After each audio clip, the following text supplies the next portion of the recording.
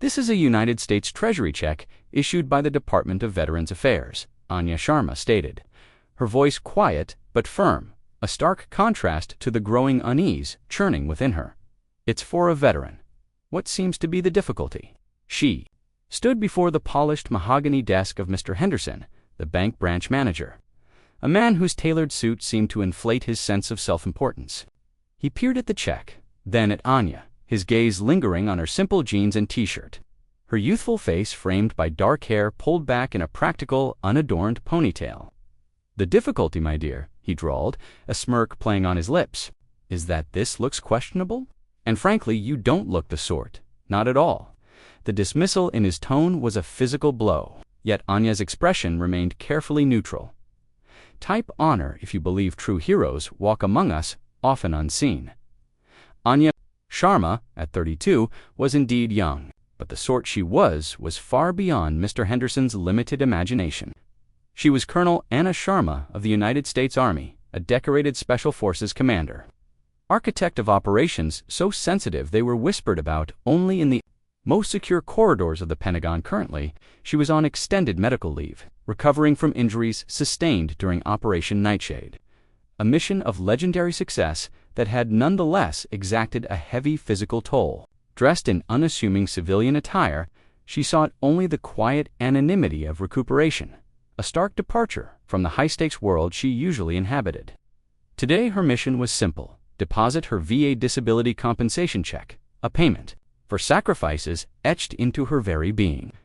This particular branch of the large national bank was merely the closest to her temporary quiet apartment. Mr. Henderson leaned back, steepling his fingers, his eyes gleaming with petty authority.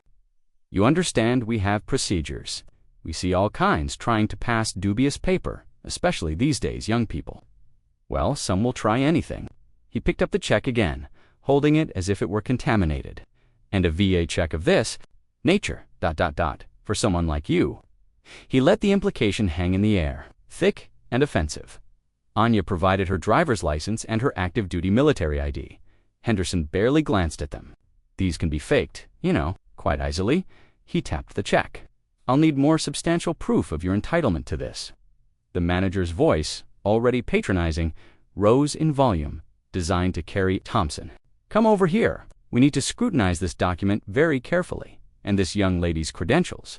He made a deliberate show of it, drawing the attention of other customers in the queue. Whispers rippled through the bank lobby. Anya felt a flush creep up her neck, a mixture of anger and humiliation, but she forced it down. Her training in maintaining composure under extreme duress kicking in, she stood with a quiet dignity that seemed to irritate Henderson further. He was clearly enjoying the spectacle, the feeling of power he wielded over this young woman, who dared to present such a significant government instrument. "You see," he said, turning back to Anya with a condescending smile, "we have to protect the bank's interests and the public's from irregularities." He pushed her IDs back across the desk. "This isn't enough." Anya took a slow, deliberate breath. The throbbing in her reconstructed shoulder, a constant reminder of Nightshade, intensified. "Mr. Henderson," she began, her voice still low, but now carrying an edge of steel that should have warned him, "the check is perfectly valid. The Department of Veterans Affairs can verify its authenticity. Alternatively, if it expedites matters, you can contact General Peterson's office at the Pentagon. He personally authorized my current leave status and the associated arrangements. I can provide his direct liaison's number." Henderson threw his head back and laughed, a short, barking sound. "General Peterson. Oh, that's rich. And I suppose you take afternoon tea with the President and advise the Joint Chiefs on your days off. Do you, dear?" His sarcasm was heavy, dripping with disbelief. "I'm not wasting my time or the bank's resources chasing down imaginary generals. Either you provide something truly convincing, or I'll be forced to report this as an attempted fraud."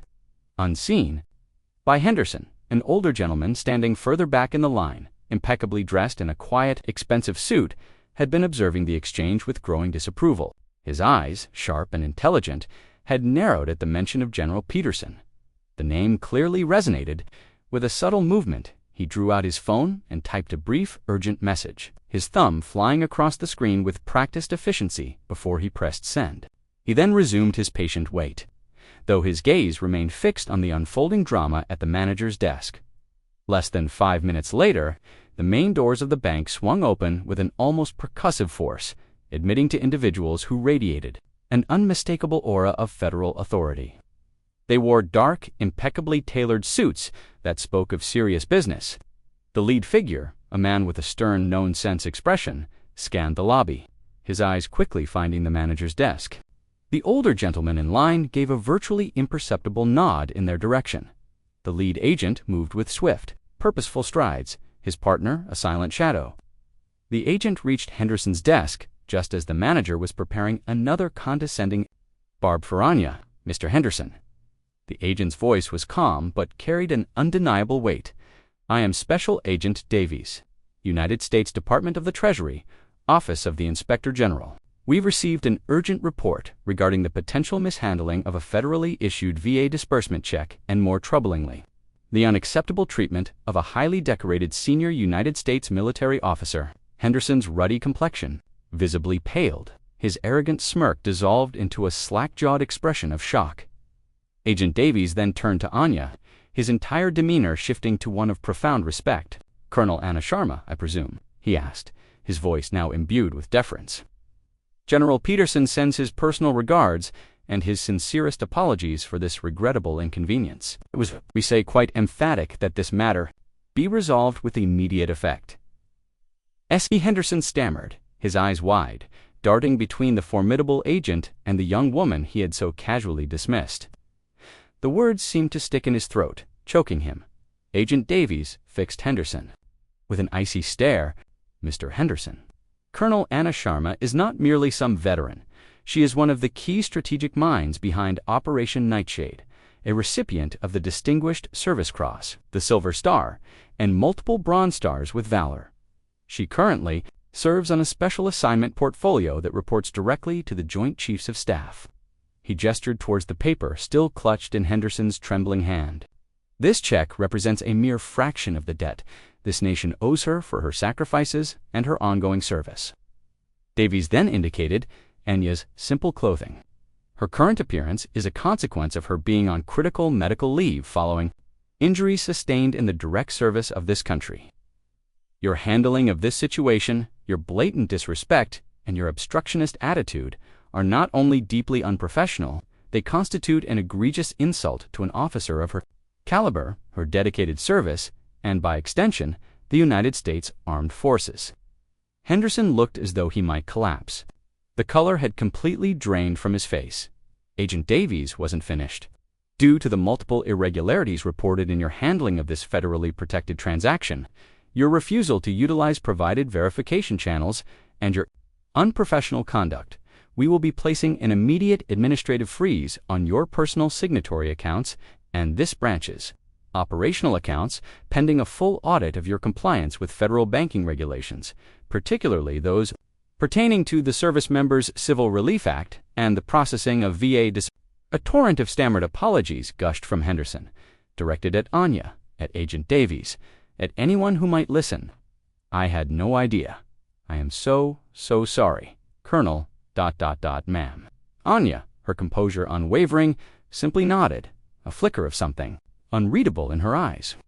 The check was whisked away by a now terrified-looking senior teller, who processed it with trembling hands and record speed, offering Anya bottled water and a seat in a private office, all of which she politely declined. Agent Davies personally ensured that every subsequent interaction was conducted with the utmost courtesy and efficiency. As Anya finally turned to leave, the other customers who had witnessed the entire dramatic encounter in stunned silence parted, respectfully, their expressions a mixture of awe and shame for their earlier curiosity. The older gentleman who had made the crucial call caught her eye and gave a small, almost imperceptible nod of profound solidarity. The resolution was swift and decisive. Mr. Henderson faced an immediate suspension, a rigorous internal bank investigation, and the looming threat of federal penalties that could very well end his career. His arrogance had shattered against the quiet steel of a true hero, Colonel Anna Sharma. Her dignity unequivocally restored, walked out of the bank and back into the sunlight. A little taller, perhaps the weight of disrespect lifted from her. shoulders. She would continue her recovery, her spirit undimmed, her commitment to service unwavering. The incident served as a stark reminder. Heroes don't always advertise their valor with visible insignia. True strength and honor reside within, often hidden beneath an unassuming surface, demanding respect not for appearance but for character. And sacrifice, judged not by the cover, for the story within may be one of incredible courage and sacrifice. Real heroes deserve our unwavering respect, no matter how they appear. Subscribe to Hidden Sparks for more stories that honor true heroes and remind us of the best of humanity. If this story moved you, don't forget to like, share, and subscribe to Hidden Sparks for more powerful narratives. Comment, respect for Colonel Sharma.